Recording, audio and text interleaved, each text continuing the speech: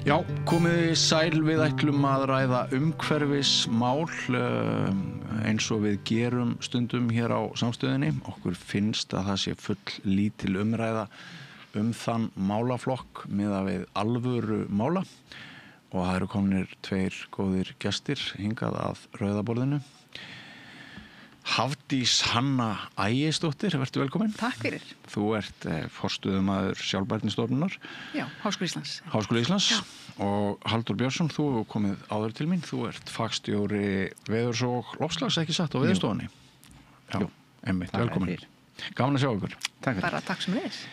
Ég vil kannski bara byrja á því að bandaríska orkumálaráðuneytið hefur beint því til starfsmanna sinna að minnast ekki á loftslagsbreytingar og nota ekki orð sem ekki falla að sýn eða forgangsröðun ríkisstjórnarinnar. Og þetta er ekki kafli í dystopískri framtíðarskáldsögu. Þetta er veruleikinn. Þetta er samtíminn. Og meðal orða sem ekki má nota samkvæmt bandaríska orkumálaráðuneytinu eru loftslagsbreytingar, losanir, grænn, afkolefnisvæðing og ég held að sjálfbærni sé þarna líka, þannig að þegar ég kynni þig sem forstöðumaður Sjálfbærnistofnunar þú ert eiginlega að vinna við eitthvað bara sem er bannað samkvæmt bandarískum tíðaranda núna. Einmitt. Og mér finnst svo stutt síðan það kviknaði eitthvað sem að mér fannst vera vor, einhvers konar vakning skömmu fyrir COVID. Já, ég er sammála. Þú ert sammála. Já. Ef að byrja bara þarna. Sko, það var þarna rétt fyrir COVID, mér fannst vera þess, það var svona einhver svona andi bæði í loftslagsumhverfismálum, svona jákvæður andi en það er afturför núna, eins og við sjáum núna bara þess að frétti frá Bandaríkjunum. Til dæmis að orðið eins og sjálfbærni sé bannað, hvað þá er hlín orðin. Eitthvað sem snýst það að við viljum ekki ganga á jörðina þannig að komandi kynslóðir okkar börn og barnabörn fá að njóta þess sama á við í rauninni. Þannig að svona á mjög einföldu máli sagt, þannig að það er bara mjög skrítið. Þannig að ég hef líka áhyggjur af þessari orðræðu að rauninni þetta dagskrárvald sem að Trump hefur og það sem er að gerast í Bandaríkjunum er að öll þessi mikla umræðu og ég er ekkit saklaus af því, ég les þetta líka og er ekkert neginn en hvernig getum við bara, ég hugsa, hvernig getum við stoppað þetta, hvernig getum við rauninni unni gegn þessum bæði falsfréttum og bara upplýsingaóreiðu og að einbytta okkur að því að auka samstöðu, vinna með vísindunum og svo framvegis. Þannig að ég er bara mjög hugsi mitt. Já, ég held þessu mörg hugsi og maður velti fyrir sér svona smitunaráhrifum þegar leiðtogar öflugustu ríkja tala með þessum hætti. Það svona veitir kannski skálkaskjól á fleiri stöðum að við tökumst ekki á við alvöru mála heldur frestum aðgerðum og jafnvel dygðaskreitum okkur með því að vera í stríði við þetta vísindamanna lið, sko. Já, og það er einmitt svona einhver stefnubreiting eða eitthvað sem er að gerast sem að einmitt að aðrir sjá sér, þá veist að hann segir það, þá get ég líka sagt það. En þannig að það er einhvern veginn að snúa þessu við. Ég veit ekki hvernig við gerum það, en kannski bara með því að til dæmis við hér á Íslandi og bara í Evrópu, bara í rauninni snúum vörn í sókn og segjum bara við tölum fyrir staðreyndum og réttum upplýsingum og við ætlum að standa saman, við ætlum að vinna gegn þessari polariseringu, þessari skautun. Hvernig við gerum það er svona kannski svolítið verkefni framundan. En þetta er svona hættur orðræða finnst mér líka, hvað er að gerast í Bandaríkjunum núna, hvernig, og þetta eykur á skautun, þetta eykur og þetta er svona einhvers konar svona, virkar á mig sem einhvers konar hræðsla, kannski þessara aðila í að hvert við erum að fara, en ég veit ekki alveg, Þetta hangir einhverju liti sama við hagvaxtar hugmyndir og ósjálfbær kerfi og skammtímagróða kannski. Skammtímagróða á kostnað framtíðarinnar, trúir maður. En sko, mér dettur í hug kann að vera að mjög mikil umræði hérna síðustu vikur olíu- og gasvinnslu og Drekasvæðinu. Kann hún að tengjast þessu beint eða óbeint? Það gæti alveg verið. Þetta er svona að orðræða og sú umræða finnst mér bara mjög skrítin. Þetta er ekki bara að fara núna að skoða, rannsaka eða vinna gas hérna í bara þessi umræða. Þetta er ekki bara mjög mikil áhætta fyrir náttúruna og loftslagið og við erum þá bara runni hvað erum við að gera þú veist komandi kynslóðum en líka bara orðsporshætta fyrir Ísland þú veist, fyrir hvað viljum við standa Já. og þannig að þetta er bara mjög skrítin umræða ég var bara að segja það og ég heyri sko að ungt fólk hefur áhyggjur á þessu bakslagi því að það er meira undir hjá þeim heldur en kallið eins og mér sem stendur á 60. Halldór, þú stendur líka á 60 held ég, mér minnir að við séum jafnaldrar, báðir fæddir 65. Þú hefur marga fjöruna sopið, þú hefur verið nokkuð lengi í þessum málaflokki. Eru alveg sérlega vondir tímar núna í samanborið við það sem að við Hafdís Hanna vorum að ræða?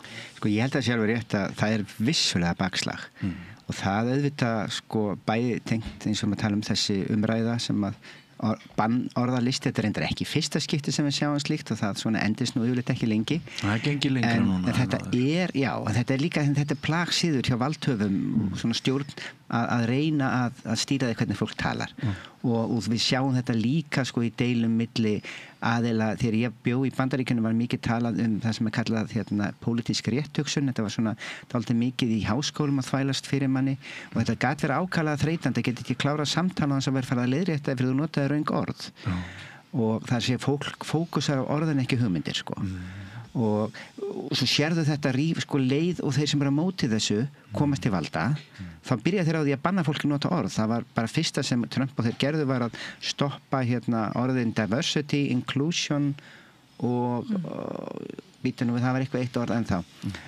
equity held ég og núna er það komið upp í loftslagsmál sko og það er reyndar ekki fyrst skipti sem það reyna að stoppa eitthvað í loftslagsmálum en sko þeir eru tvímælalaust að fara sig hraður upp á skafti núna og kannski er mesta hættan svo að þetta gefur ákveðið skálkaskjól á móti kemur sko síðast þegar þetta var svona þegar að verið var að henda snjóboltum á Bandaríkjaþingi eða eitthvað líka það var svona frækt dæmi að maður sem kom inn og sagði að það var ekki neinn hnattræn hlýnuna því hann hafði bóstarlega getað búið til snjóbolta í janúar í Washington DC en það sem hefur breyst er náttúrulega svo að merkin eru orðin augljós og lausnirnar eru líka mjög augljósar og þær eru orðnar ódýrara jarðefnaeldsneyti. Þannig að einhverju leyti eru menn farnir að berjast bara við sko vindmyllur í orðsins fyllstu og og bara svona slá einhver vindhögg líka sko. Og það sjálfu sér sko myndi maður þá halda þetta sko að einhvern nátt jafni sig það er að segja að í framtíðinni verður augljóst að þetta sé bull og kerfi muni jafna sig en í millitíðinni þá erum við náttúrulega líka öll sko orðið svo miklu fangar einhverja algoritma sem að stjórna því hvað við sjáum og ég hef alveg fylgst með þessu með fólk sem að sko mér finnst byrja á að horfa á það er eitthvað sem að vekur tilfinningalegt respons hjá þeim sér einhverja frétt og smellir á hana af því að hún vekur sterka tilfinningasvörun þá fara þeir að sjá álíka fréttir aftur sterk tilfinningasvörun og í lokin sjá þeir ekkert nema svona fréttir sko. Og maður sér svona fólk sem að virðist vera fast í því að vindmyllur séu hræðilegar eða eitthvað annað sé hræðilegt eða innflytjendur hræðilegir eða eitthvað álíka sko. Og þetta dregur okkur dálítið mikið sitt í hvora áttin og í raun og veru skemmir fyrir möguleikunum að eiga samtal lausnir og það er það sem ég kannski hræddastur við að eftir því sem við tefjum það að eiga samtal hvernig lausnir við ætlum að finna og nota, þeim mun erfið verður að snúa af þeirri braut sem við erum á. Einmitt. Nú dettur mér í hug þegar þú ræðir tilfinningarnar að ég stúderaði ákveðin fræði á tímabili þegar ég var upplýsingafulltrúi Umhverfisstofnunar sem sögðu það að ef maður ætlar að breyta hegðun fólks þá þarftu helst að snerta tilfinningar þeirra. Það á við umhverfismálin. Þú þarft einhvern veginn að búa til einhverja persónulega tengingu, annars er þetta bara einhverja tölur og blaði, þetta er einhverja staðreyndir leið og það er komið eitthvað svona samband, persónulegt samband hjá þér við málaflokkinn, þá er það líklegra til þess að þú breytir þinni hegðun og berir áfram þau skilaboða við verðum að breyta okkar hegðun. Eins og allir eru sammála að við þurfum að gera, hvað var málaflokkinn umhverfismál. Ef það er orðin sko ótti við það að ræða umhverfismál með ábyrgum hætti þá mætti einsegja að sem sagt neikvæð tilfinning hún gæti valdið auknu bakslagi og þess vegna held ég að það skipti mjög miklu máli af því að ég að vitna til þessa bannorða lista Trumps og félaga að það verði dálítið svona róttækt og öflugt ansvar hjá þeim sem að hafa rödd í þessum málaflokki. Ekki satt? Já, það þarf bæði, við þurfum þetta huga að staðreyndunum og þetta hafa tölunar á hreinu en það þarf þetta að einhvern veginn að vekja von og vinna gegn þessari hræðslu því þetta er einhver hræðsla og ég er sammála því bara talandi um svona vísindamiðlun að það er mjög mikilvægt að segja sögur og tengja við tilfinningar fólks og það er bara þú veist oft talað um það að maður kannski situr einhvern fyrirlestur eða maður hlusta á eitthvað og það sem að mann er tilfinningin sem maður sko fekk og það geta alveg verið tölur í því líka en það er bara að reyna að segja og það sem hefur haft mest áhrif á mig er að því að ég í mínu fyrra starfi þá vann ég mikið með löndum í Afríku og Mið-Asíu. Fyrra starfið var ég á forstöðumaður landgræðsluskóla sem þá var Háskóla Sameinuðu þjóðanna en núna undir GRÓ hérna hjá UNESCO og þar sem við erum með sérfræðinga frá Afríku og Mið-Asíu. Það eru 4 svona skólar í Íslandi, jarðhitaskólinn, jafnréttis, sjávarútvegs og svo landgræðsluskólinn sem ég veitti forstöðu og þá er það runni þessi að hitta fólk sem er runni þetta er svo mikla sögur og maður tengir þá saman loftslagsmálin og lífríkismálin runni vistkerfin, fátækt, stríð þetta hvernig þetta er allt samtengt og þannig að fólk skilja hvernig þetta tengir allt saman og að við og allar þessar lausnir sem eru þarna úti og hvað við erum öll einhvern veginn þó við komum frá mismunandi löndum og menningarheimum og að þá erum við einhvern veginn alltaf öll að takast á við sömu hlutina þannig að við erum miklu nær hvort öðru heldur en hægt núna erum við að búa til einhverja svona múra á milli okkar þannig við þurfum að brjóta það niður þannig ég held að að það geti verið eitt af þessu ansvari í rauninni að sína meiri samkennd og skilning á milli fólks og hvernig hlutin eru allir tengdir ég minna lýðhelsa tengist líka loftslagsmálum til dæmis og þetta tengist allt saman og við setjum okkur oft svo mikil box og ég held að það sé þessi hluta af vandanum. Storytelling var einmitt lykiltæki ég satt örugglega 10 eða 15 fundi hjá Umhverfisstofnun Evrópu á sínum tíma og hérna sagan sem við erum að segja og þar var storytelling hérna í lykilhlutverki sem úrræði til þess að koma skilaboðunum áfram og þá dættum mér í hug sagan sem við erum núna að segja af Gretu Thunberg hún sé borð í skipi að bjarga börnum frá dauða á Gaza það er sagan sem núna er í gangi á Gretu það er önnur saga heldur en svo sem var allstaðar fyrir nokkrum árum. Einmitt. Það er held ég alveg ljóst að sko bara hversu mikið ófriðlegar horfir í heiminum núna, sérstaklega eftir innrás Rússa í Úkraínu og svo þegar Hamas gerði árásina og svar Ísraelsmanna við því, það hefur sko dregið athyglinna mjög mikið að öðru og það er reyndar áhugavert af því og minnist á ef við sko stillum þessu upp Greta Thunberg annars vegar og Trump hins vegar sko þá var Trump núna að reyna að fá friðarverðlaun Nobels með því að stilla til friðar í Ísrael með plani sem þeir birtu hann og Netanyahu og og það sko, mér finnst sjálfum mjög skrítið að maður sem að er nýbúin að flytja erindum að sko hnattrænar loftslagsbreytingar séu bara lygi fengi friðarverðlaunin af því að sko í raun og veru vandinn er því að með því að gera ekki neitt þá ertu að tefla lifi, brauði og lífi mjög margra í hættu og við erum ekki að tala örfáa eða 100.000 við erum að tala milljónir ef ekki 100 milljóna sem á einhvern hátt náttúrulega 100 milljóna ef þú tala bara einhver áhrif sko en svona veruleg skaðleg áhrif til skemmri tíma þá getum við verið að fara upp í einhverja milljónir sko og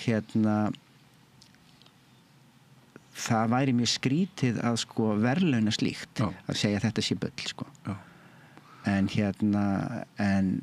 við erum svo sem að sjá hvernig það fer en þetta er held ég sko svona hluti að við erum komið með hóp sem að trúir því að þetta sé bull og það er hægt að segja þetta algjörlega án ábyrgðar bara loftslagsbreytingar eru kjaftæði þrátt fyrir að það séu yfir það algjörlega sko yfirgnæfandi þau gögn sem að benda í öfuga átt sko, segja bara þetta að gerast, aftakaveður að versna, úrkoma í fellibyljum að versna og svo framvegis og mikið þessari hluti sem búið var að spá. Og þá náttúrulega sko það ekkert vola allavega þægilega aðstæða fyrir vísindamenn sem að bara byggja sína svona sín þangagang á því að hér eru gögnin og það draga allir sömu ályktanir af augljósum niðurstöðum. Vísindin reyndar yfirleitt ósammála smáatriðin en þarna algjörlega yfirgnæfandi samkomulag að þetta það sem að gerast og þá kemur bara einhver hópur og segir nei, þetta bara bull og það vola erfitt að svona sætta sig við það sko og líka bara hvernig ætlar að svara því sko. Það kannski auðveldast þá að spyrja býta af hverju ertu að segja þetta hvað það sem skiptir þér máli og af því að við vorum að tala um tilfinningar og sögur þá þetta alveg hefur verið stúderað af markaðsfræðingum og öðrum sko hvernig átt að tala um loftslagsbreytingar við Bandaríkjamenn jafnvel líka og þá það merkilegur reyndar löngu komið í ljós að ein besta leiður að tala ekki um loftslagsbreytingar heldur tala um eitthvað annað sem tengist loftslagsbreytingum og það getur verið alveg jafn öflugt sko. Smá búið til Trójuhesta. Já, eða bara tala um það sem skiptir fólk máli sko. En sko eitt af umræðefnum sem að ég nefndi við ykkur að við myndum fara yfir hér í dag, það var hvernig Ísland gæti verið til fyrirmyndar í umhverfismálum. Man sýnist nú að við höfum allar bjargir til þess mikið jarðhita og ég hélt kannski hvað var það losunina að það kæmi svona aukinn þungi í það eftir að frétti bárust af því að nýja rannsóknir sýna að hyggst í Anok eða Golfstraumnum talið miklu líklegra ef við höldum áfram að losa eins og brjálaðingar og kemur svona auka hvati fyrir mikla umræðu hér hvernig Íslendingar geta verið í farabróti í minnkun losunar. Hefur þú í þínu starfi fundið svona fyrir því að þetta með Golfstrauminn geti verið tækifæri til þess að skapa þrýsting til að minnka losun? Já, þetta svona eitt af því sem að, þetta stórt mál með veltiringrásin eða Amok og við finnum alveg fyrir því að það ásamt svona, þetta eitt af því sem að við til þess að íta á stjórnvöld og þetta eitthvað svona sem svona einhver, er þetta möguleiki? Þetta svona svolítið, svolítið stórt. Þetta mjög það kleip maður svolítið í handlegginn. Algjörlega. En varðandi það, hvernig við getum verið til fyrirmyndar Íslendinga, þá kannski fyrsta sem ég hugsa bara að bara við sem Íslendinga, stjórnvöld og stórfyrirtæki og einstaklingar og að við öll komum fram með einhverja bara langtíma skýra og metnaðarfulla stefnu í þessum málaflokki og þá ég að tala ekki bara eitt loftslag og eitt einhver heldur, bara samþætta stefnu, hvernig þetta tengist allt saman eins og ég nefndi áðan með loftslagið og lífríkið og lýðheilsuna og bara hvert viljum við stefna og þetta sé langtíma stefna og við tökum veitum fjármagni og í aðgerðir í loftslagsmálum og umhverfismálum og við förum í að venda og endurheimta vistkerfi, lífríkið, bæði í landi og sjó, það nú eitt, að því við erum lítil þjóð og við erum rík og við höfum allt til þess að geta verið fyrirmyndar og geta verið einhvers konar kyndilberar ef við getum orðað þannig að því við líka af því við erum bara svona eins og lítil fjölskylda í rauninni og við höfum sýnt það þegar að koma eldgos eða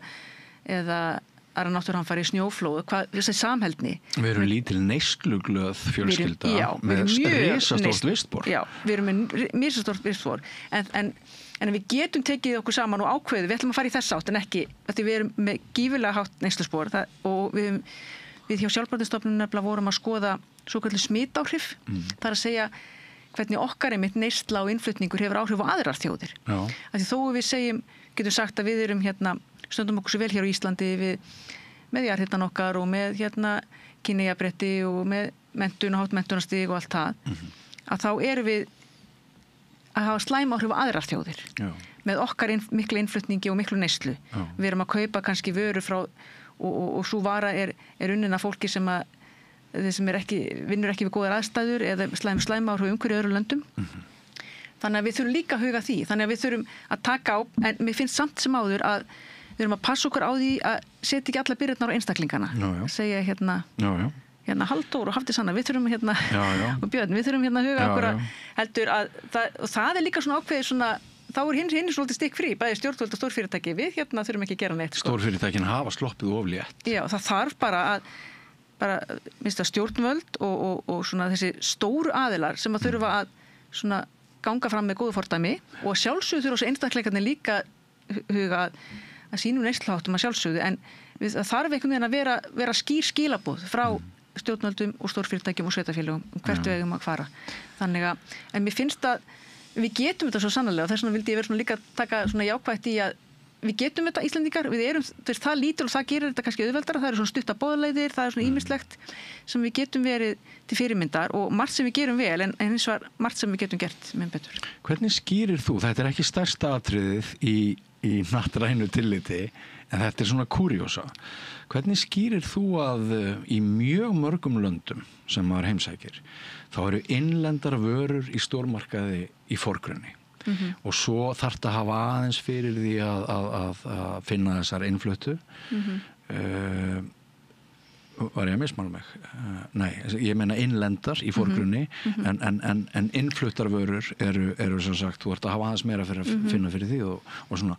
Hér á landi í íslenskum stórmarkaðum, þá finnst mér eins og að sko íslenska varan sem er kannski alveg samkeppnishæf, henni sé ekki stillt upp. Já, einmitt. Hefur aldrei pælt í þessu? Nei, ekki alveg velti svona fyrir mér en það sem ég valdaskapur í mér. Já, en ég tók eins og eftir að því ég bjó í Sviss hérna í byrjun aldana 2003-2007 þegar ég var í doktorsnámi þar og þá tók ég mjög vel eftir þessu hvað allt var vel merkt þar að þar var, og ég sá mikið mun við Ísland að það var alltaf upprunaland, það var alltaf hérna og var miklu meira svona lífrænt og þannig að þá var, ég tók strax eftir því, þú veist, mununum á Sviss og Íslandi, sko, þau voru komin miklu lengra, sko, þannig að við getum örgulega bætt okkur í þessu líka. Ég varðandi þetta sem þið, sko, mér hefur alltaf haft aldrei áhuga á því að við búum okkur til mælikvarða, þá förum við að reyna að nota það sem stjórntæki. Þekkir þetta vel bæði, kostnaða, bókhald og ýmislegt, sko. Og einn af þessum mælikvörðum sem var búin til einhvern tíðan var kolefnisfótspor einstaklinga. Það getur verið gagnlegt svona fyrir mig að vita að ég hefur kolefnisfótspor mitt ennlega mikið, ég ætti að gera eitthvað til að draga úr því eða eitthvað, en það fer algjörlega eftir bara hvernig ég hugsa það. En þetta er í raun og veru mjög lélegt stjórntæki. Því að ábyrgðin liggur annars staðar, sko. Ég hef aldrei heyrt talað kolefnisfótspor samtaka atvinnulífsins eða eitthvað álíka, sko. Þetta á alltaf að vera, Björn, þú varst að fljúga til Danmörku, skammast þín. Og eitthvað álíka. Og það er í algjörlega röngnálgun. Hún gerir ekkert annað, fyrsta lagi þá erum við að rífast þarna smáirana og hún gerir ekkert annað en vekja andúð.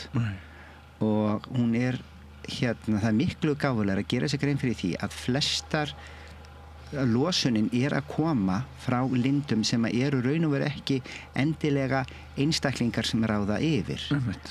Ertu með hlutfallstölur í þessum efnum? Hvað einstaklingar og atvinnulífið? Og það fer bara voðalega mikið eftir í hvernig hvar þú dregur mörkin, sko. Ef við tökum bara hér á landi er mjög mikið af losun frá álverum.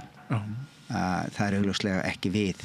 En þú gætir sagt en einhvers staðar út í löndum er einstaklingar sem að nota sér þetta ál, sko. Ætlar þá að skrá losunin á þá. En þannig að það er eitt hlutur í þessu.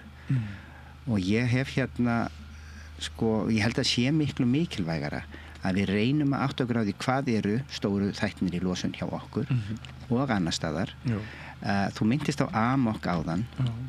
Stóri vandinn í raun og veru, sko, við skrifum bréf fyrir ári síðan valdaða vísindamönnum og hvöttum norrænu ráðherranefndina til þess að nota, af því að þetta hefur áhrif sérstaklega á Norðurlöndum ef eitthvað gerist, hvetja þá til að beita aðra þjóði diplomatískum þrýstingi. Ég var að fara yfir það nýlega hvað, sko, Evrópubandalagið losar mikið, bara til að bera saman við aðra. Það er í raun og veru ákaflega lítill hluti af heildarlosun heimsins. Þannig að jafnvel þó að við myndum slökkva á allri losun Evrópusambandsins og ekki gera neitt annað, þá væri það ekki nóg.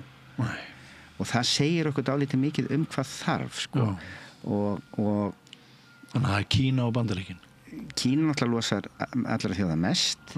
Þetta eru nokkri stórir aðilar, Kína, Bandaríkin, Evrópusambandið, það er þarna inni Rússland og svo kallar Rússland og Indland og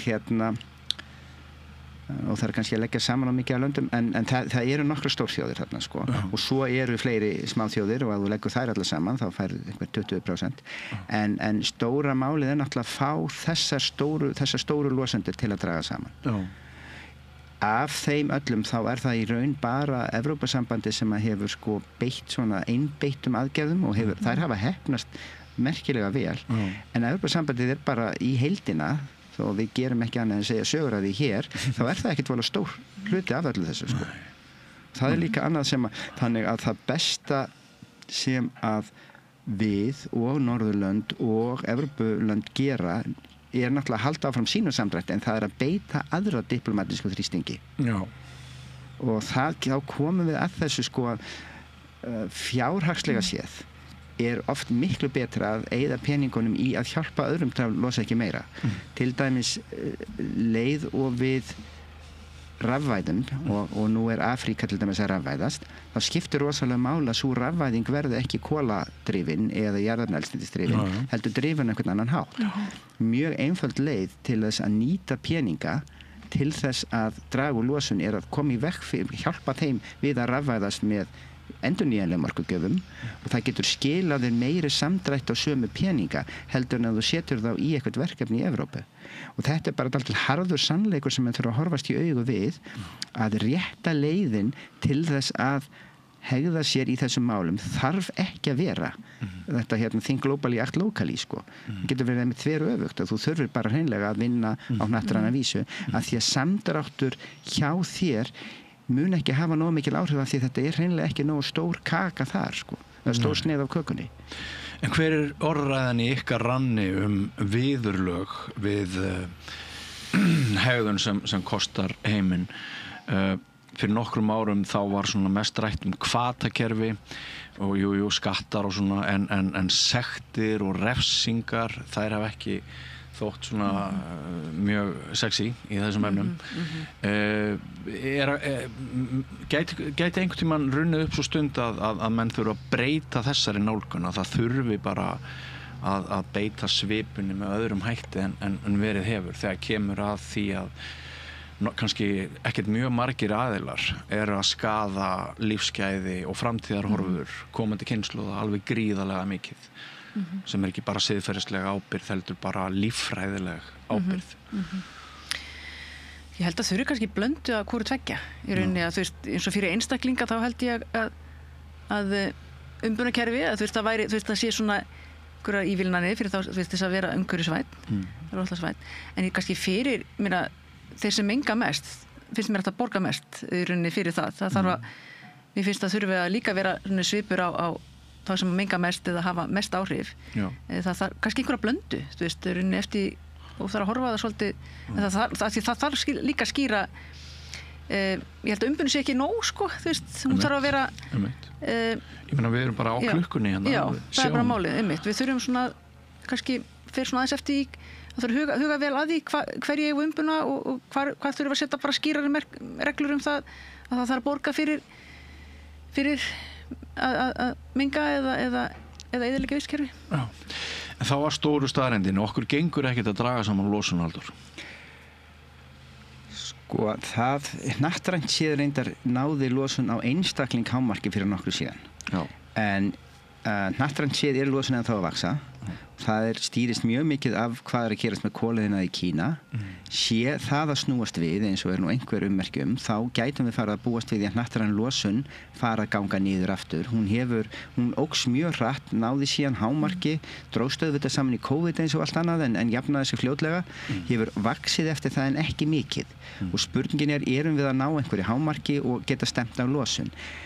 Ef þú ferði yfir Parísarsamkomulagið sagði einfaldlega þá að takmarka losun við vel undir 2 gráðum og stefna að eða leita leiða til að ná 1,5 gráðum.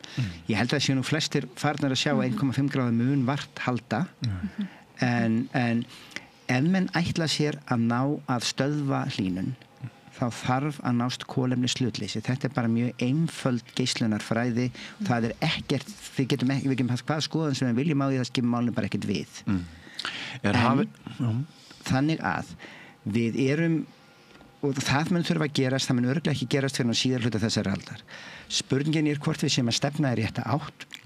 Það var svarið dálítið blandað í póka, sko, sumt verið stefna í rétta átt, annað ekki. Ísland ekki sérstaklega stefnir rétt átt? Ísland ekki stefnir rétt átt og það má nú ýmislegt halda ýmsar ræður það, en það sem allavega gott núna að menn eru að fara að reyna að takast á við landlosun sem nokkuð stór þáttur hjá okkur og losun, svona taka þessa augljósu, þannig að mann kalla beri í augnhæð, sko, eða ávextir í augnhæð, þessa augljósu hluti sem hefur lengi legið fyrir að við getum gert, sem að reyna að takast á við losun í samgöngum með því að skipta rafvæða bílaflotan. Og rafvæðing alls raun og veru það sem kannski það auðveldasta hjá flestum þjóðum. Já. Þá meinum við náttúrulega alls með alls sem mögulegt að rafvæða. Nefndu nú fyrir hlustendur og áhorfendur óræk dæmi þess að hnattrænar loftslagsbreytingar valdi breytingum sem taldar eru óæskilegar. Veður, far... Bara nefna úrkomi í fellibylum, það að augljósasta og fellibylir hafa gengið hægar, hitabylgjur hafa orðið verri, meðal hiti náttúrulega hækka, það að bráðna jöklar út allt, það getur valdið skriðuföllum og fleira, það til mörg dæmi slíkt. Við höfum mjög mörg svona dæmi. Og hérlandi auðvitað einhver, sko, en dæmi bara í löndunum í kringum okkur, það hafa verið skriðuföll vegna úrkomu sem verður að vetri til sem rigning, það sem venjulega fjall sem snjór. Þetta gerist líka á Seyðisfirði í skriðunum miklu sem verður þar. Ef það hefði verið kaldur vetur þá hefði þetta hegðað sér allt öðruvísi, það hefði ekki allt fyllst af vatni og síðan komið skriða. Þannig að við getum alveg farið að draga ýmsar línur á milli þessar hlínunar sem hefur orðið og þeirra atburða sem við erum að sjá. Já. Og þeir eru mjög margir. Menn hafa áður svolítið tiplað í kringum þetta, en núna þungi rakana orðin meiri. Já, ég var, sko, fyrir nokkrum árum, þá kenndi ég eitt fyrirlestur í einhverja námskeiðum aftakaatburði og þá tók ég lista frá IPCC, Alþjóðavísindanefndinni, þá aftakaatburði sem menn hefðu séð og könnuðust, sko, gátu viðurkennt að væru hægt að attribúta eða auðkenna loftslagsbreytingum. Þetta voru svona 2 glærur. Já. Svo ætlaði ég endurtaka þetta nýlega og listin svo langur að ég bara gafst upp. Það hefði bara verið 4-5 mínútur í fyrirlestrinum að fara í gegnum allan þennan lista, sko. Auðvitað það alltaf þannig að það svona misvél stilt af hvað ræður og svona, en það fullt af hlutum sem einfaldlega augljóst.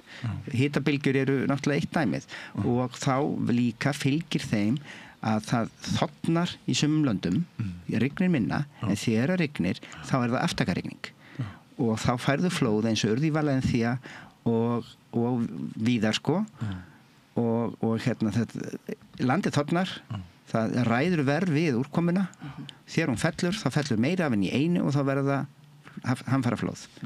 Þetta, þú sjá sögur að þessu aftur og aftur út heiminn.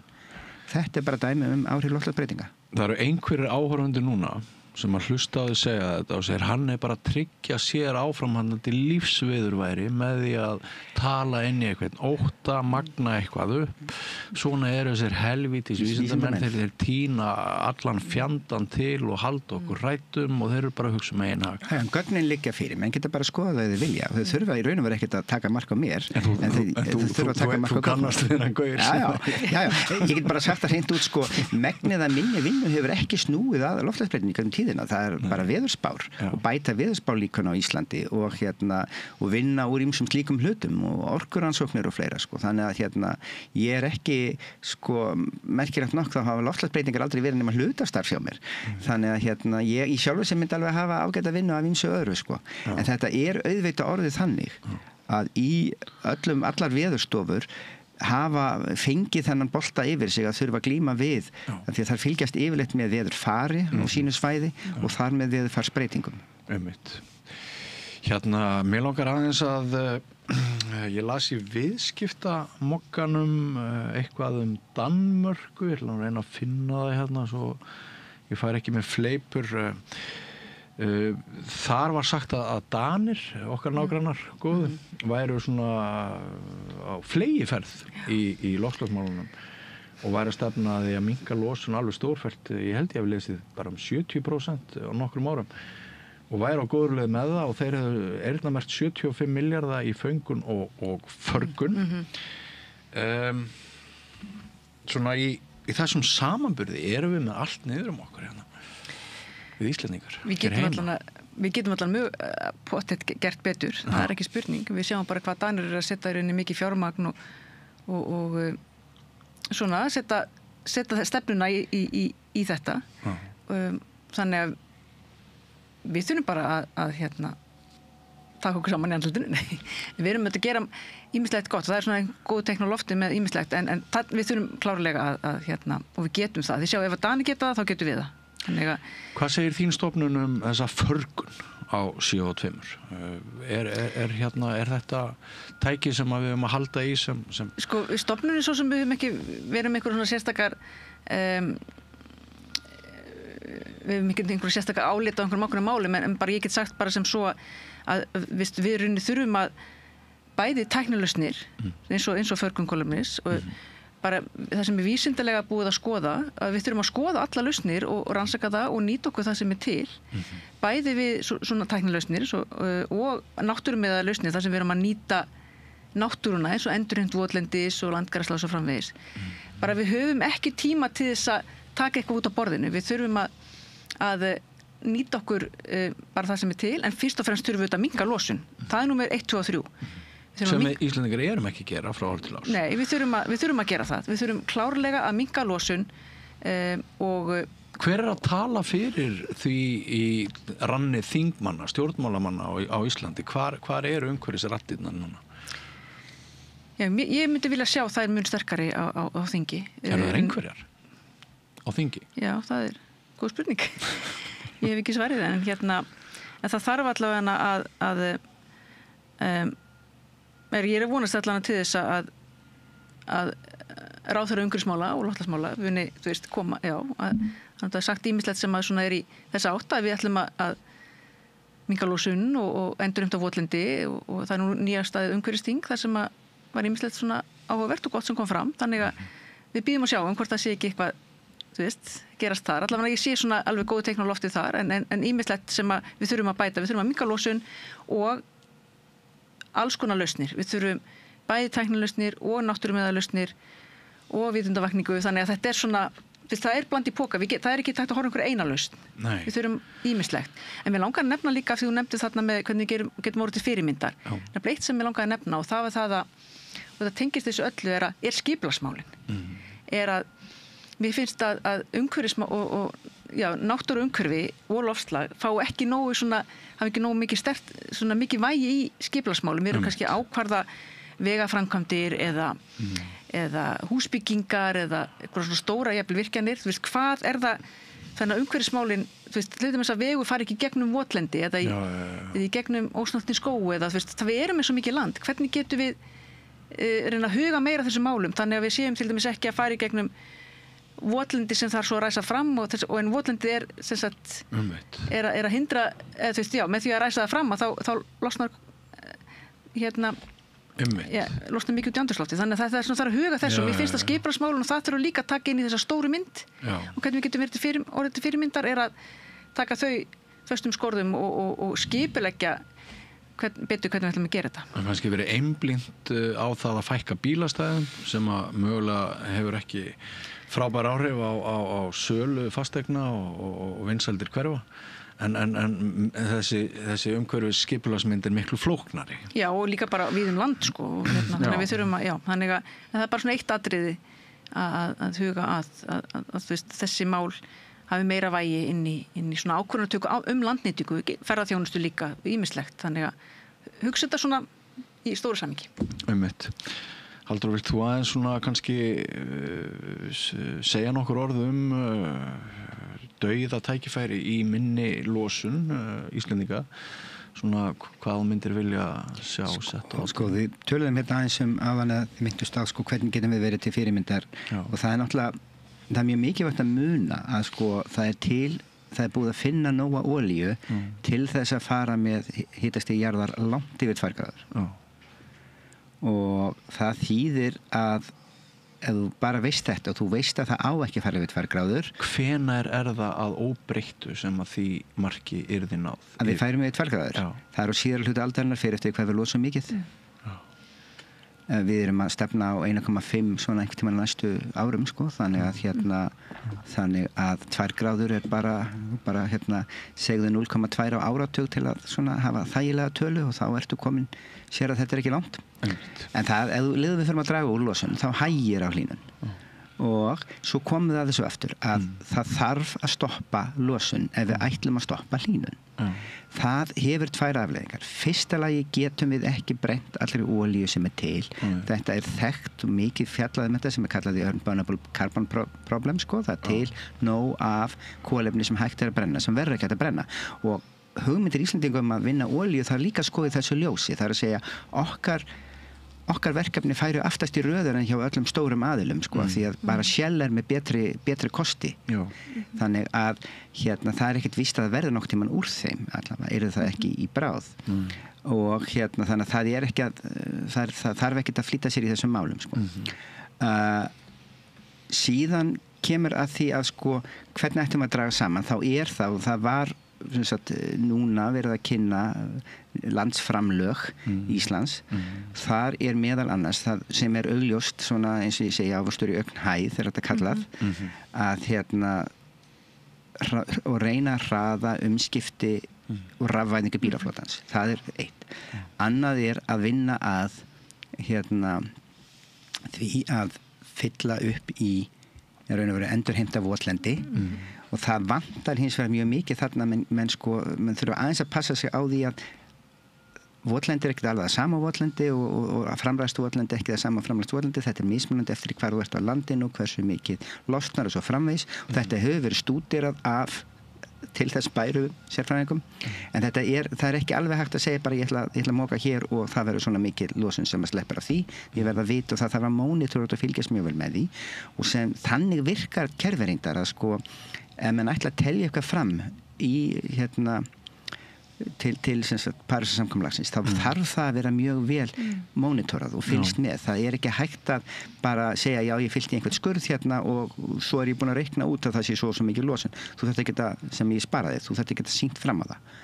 Þannig að það er í sjálfu sér sko þetta er sem sagt aðeins erfiðara en mann kannski halda að sína fram á þetta en það er samt sem áður myndi ég telja það vera svona eitthvað sem liggur beint við og það er sem betur fer eitt af því sem er stóru verkefnin í því sem verið er að gera núna.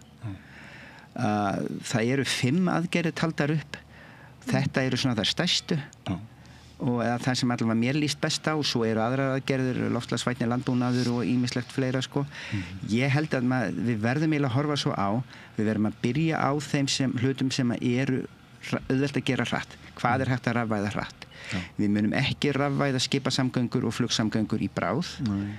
Þá þurfum við bara einfaldlega að setja þetta hliðar, vinna að því sem verkefni og síðan að geta dregið úr losun þar þegar við komum með tæknina sem þarf. Eitt af þeim verkefnum sem var lagt var að eitt af þessum 5 er sko tæknilegar aðgerðir hvað varðar ETS-losun. ETS er sem sagt viðskiptakerfið og þá komum við að niðurdælingu. Hér annað atriði sem ég myndist á leiðu þú ákveður að draga á losun svo mikið að hlýnun stöðvist, þá ert að segja ég ætla að stöðva losun, nettolosun. Það eru alltaf einhverjir atvinnuvegir sem munu eiga mjög erfitt með að stöðva sína losun. Þá þarftu að hafa förgun á móti. Og það er meðal annars. Er tæknilega búið að leysa þetta? Já, tæknilega er búið að leysa það. Til dæmis Carbfix aðferðin virkar mjög vel. Þú býr til raun og veru sódavatn, dælir niður djúpt niður, það hvarfast við grjót og verður á holufyllingum. Þetta hefur verið prófað, þetta virkar. Þannig að það er ekki vondri viðskiptahugmynd og óraunhæfur að kenna að fyrirtækið er að ströggla? Sko, þetta ég er að lýsa jarðfræðiprósessnum, ég er ekki að lýsa í viðskiptahugmyndin. Sko. Tilfellið er hins vegar að það verður þörf á svona aðgerðum, menn hafa aðrar aðferðir líka sem er einfaldar og sumuleyti, bara dæla CO2 ofan í gamlar gashólur og þar sé sem sagt hægt að festa það.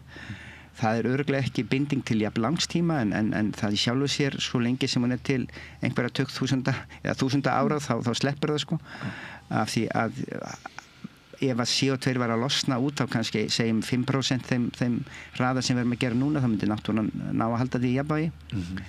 En við erum að losa það hratt og þannig að sko þetta er mögulegt og það eru alls konar hlutir í þessu sem að í þessu sko ferli þegar maður skoðar hvað er á borðinu sem eru mögulegir og geranlegir. En ég hef oft sagt að sko mér finnst fólk gleyma sér í því að vera á sko vilja bara draga úr losun með þeirri aðferð sem þeim líka og allir aðrir eru óalandi og óferjandi og það kemur aftur á þessari skautun sem við sjáum.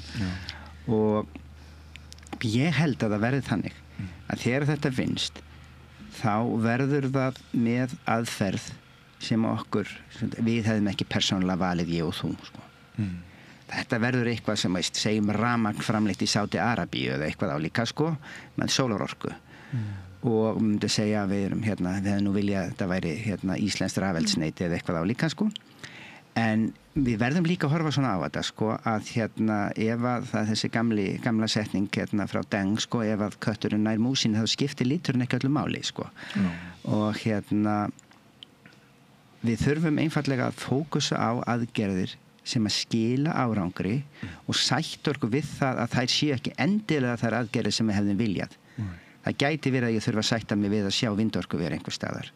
Það gæti verið að ég þurfa að sætta mig við að það sé dælt niður vatni einhver staðar. Já, svona samþættar lausnir. Samþættar lausnir og sko við getum ekki alltaf orðið alveg trillt og farið á samfélagsmiðlan og farið hamförum þar yfir öllum hugmyndum sem að nefndar eru því að það mun einfallega þá bara stöðva allar aðgerðir og þá er niðurstaðan miklu verri en þessar hugmyndir hefðu haft í för með sér. Þetta er góður punktur.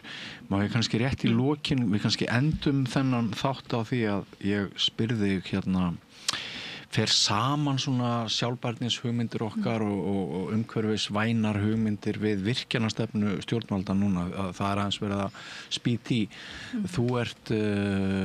Þú varst fagstjóri í ramma... Já, ég var formaður faghóps 1 í rammaáætlun. Formaður faghóps 1. Í 5. áfanga sem er nýlokið. Já.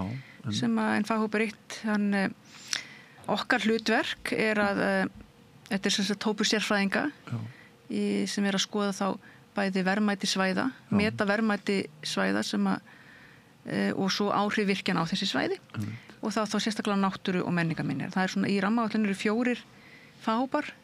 Þetta er faghópur 1, svo faghópur 2 sem snýr á svona landnýtingu, ferðamennsku, veiði og svoleiðis og svo er faghópur 3 sem er samfélag, áhrif á samfélag og faghópur 4 sem er rauninni bara arðsemi og hagkvæmni virkjana. Og sko það fyrir eftir hvernig maður sko horfir á þetta bara aðalega, sko, ef ég hugsa bara virkjanir per se og svo sjálfbærni, bara svona til þess að rifja upp fyrir áhorfendum og hlustendum, þetta eru svona þessar 3 stoðir. Þetta er náttúruumhverfi, samfélag og efnahagur. Og ég myndi segja að til þess að virkjanir geti verið sjálfbærar, þá þurfa bæði að mig ekki hafa slæm áhrif á, mikilvæg vistkerfi, fuglastofna, víðerni, menningarminjar, þetta hafa góð áhrif á samfélög, nærsamfélög for example, nærsamfélög og svo þarf þetta að borga sig og ég menna og arðsemi þarf að vera skýr og þannig þetta þarf í rauninni líka að borga sig og orkan á Íslandi hefur verið mjög ódýr líka, það er þetta þannig að... Og eru við að gæta þessara þáttar? Sko, ég myndi segja að rammaáætlun, við þurfum að standa vörðum rammaáætlun af því að þetta er gífurlega fagleg vinna sem er unnin að rammaáætlunar og þar eru unni þessi sjónamið, í unni rammaáætlun þá er þessi hugmyndafræði sjálfbæra þróunar höfða leiðarljósi með þessum 4 faghópum og svo eru niðurstöð þessara faghópar fara til verkefnisstjórnar sem kemur svo með tillögu til ráðherra en svo er spurning hvað pólitíkin gerir í rauninni. Þannig að það þarf að skiptir mjög miklu máli að standa vörður rammaáætlun en hún má heldur ekki til þess að ná þessari sátt en svo þetta er mikilvægt að finnst mér að líka að stjórnvöld fari vandlega yfir og þeir stjórnvöldinni fari eftir því sem þessi sérfræðingur eru búin að vinna í mörg ár að skoða að hafa það svona til liðsjónar. Er það ekki líka bara rétt skilið hjá mér? Það er hreint ekki sjálfgefið að orkuskiptin eigi sér hraðar stað og betur með því að við virkjum meira og finnum meiri orku. Það er ekkert beint samansammerki þarna á milli. Það er ákveðið alibæ í gangi í umræðinu stundum. Sko, það finnst mér eitt áhugavert varandi orkuskiptin og líka orkuskort sem mikið verið að tala um í umræðinni. Sem er náttúrulega bara eins og hverjum að brandari með að við framleiðslu okkar á orku. Sko, orkuskortur, ég er svona bara að velta fyrir mig hvað er orkuskortur, af því að við þetta framleiðum mjög mikið orku og 4-5 sinnum meira en svona hinn almenni notandi, sem við erum heimilinn eða fyrirtæki, lítil fyrirtæki þurfa að halda. Vegna stóriðjustefnu sem núna er að færast yfir í gagnaver frá álverum og svo er 80% sem að fer sirka í gagnaver og þetta er bara staðreyndir málsins og stóriði. En varandi að því ég heldur sem öll sammála því að við viljum fara í orkuskipti og það er mjög mikilvægt og til dæmis þessi umræða að vera með á móti virkjunum, hún á sér heldur, þetta er rauninni, ef við erum að nýta þetta í hvert viljum við stefna og í hvað svæði viljum við leggja undir. Þetta er líka þessi rammaáttun á að vera svona leiðarvísir, hvar megum við virkja og hvar viljum við venda. En varðandi orkuskortin er að það er áhugavert að ég var að skoða hérna rafmagns rauninni tölur frá Veitum, eða rauninni sölu tölur rafmagn frá Veitum og Veitur auðvitað hérna sjáum rafmagn eða selja rafmagn til rauninni nær alls höfuðborgarsvæðisins fyrir utan Hafnarfjörð held ég. Og sölutölur rafmagns hjá Veitum hafa stað í stað frá 2008 cirka, frá hruni og til tölur sem við sjá til 2020-2021. En á sama tíma hefur rafbílum fjölgað mjög mikið og fólki hefur fjölgað. Þetta er svona áhugavert. Betri nýting. Já, líklega skýring er bara betri nýting á heimilstækjum til dæmis og lýsingu.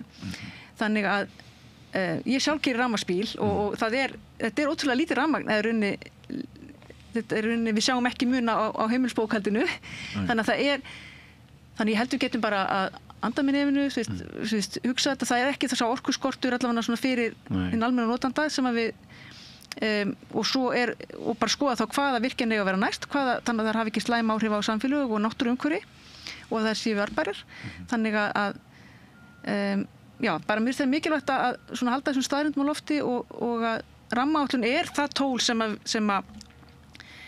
er það besta tól sem við höfum og ekki viljum við fara aftur til tímans þeirra Kárahnjúkavirkjun og öll þau skautin sem þá í umræðinu og öll þær þannig að þetta er allavega það, ég myndi segja það að standa vörðu þetta tól og virða í rauninni já, hlusta á sérfræðingar sem eru bestu sérfræðingar landsins í öllum þessum málaflokkum. En þú ert samt í löngum máli búin að víkja þér undan svarið við spurningunni hvort stórauknar virkjanir hvort það sé ákveðið alibæ í gangi gagnvart því að við þurfum stórauknar virkjanir til þess að hraða orkuskiptunum. Vilt þú koma inn í það? Sko, það má bara segja þetta Halla Hrund hefur bent á þetta áður sem var fyrir orkumálastjóri að við höfum aldrei eyrnamerkt fyrir orkuskipti. Nei.